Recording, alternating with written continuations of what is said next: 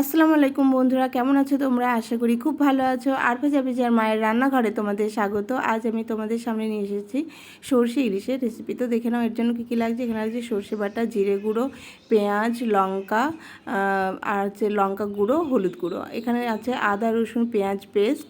তো প্রথমে আমি কড়াইটা ভালো মতন গরম করে নিয়েছি। কড়াইটা ভালো মতো গরম হয়ে আসলে আমি ওর মধ্যে দিয়ে দিলাম সর্ষের তেল। সর্ষের তেলটা ভালো মতো গরম হয়ে আসলে আমি ওর মধ্যে দিয়ে দিলাম কাঁচা লঙ্কা 3টে, আর দিয়েছি একটা গোটা পেঁয়াজ।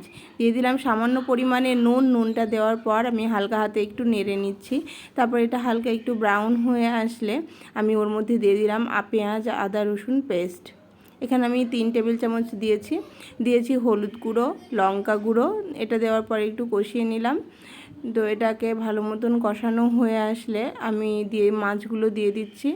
মাছগুলো দেওয়ার পর এটাকে আমাকে হালকা হাতে একটু নেড়ে নিতে হবে। খুব বেশিক্ষণ নাড়বো না, অল্প কিছুক্ষণ 1 মিনিট মতন একটু নেড়ে নেব।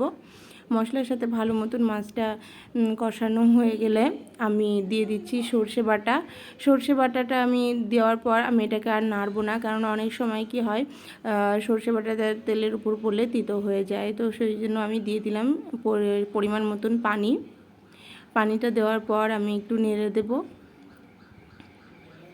তারপর এটাকে আমি কিছুক্ষণ হতে দেব।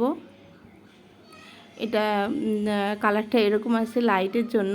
তো তারপর দিয়ে দিলাম আমি জিরে গুঁড়োটা দেওয়ার পর একটু হালকা হাতে নেড়ে দিচ্ছি। তারপর এটাকে আমাকে কিছুক্ষণ হতে দিতে হবে।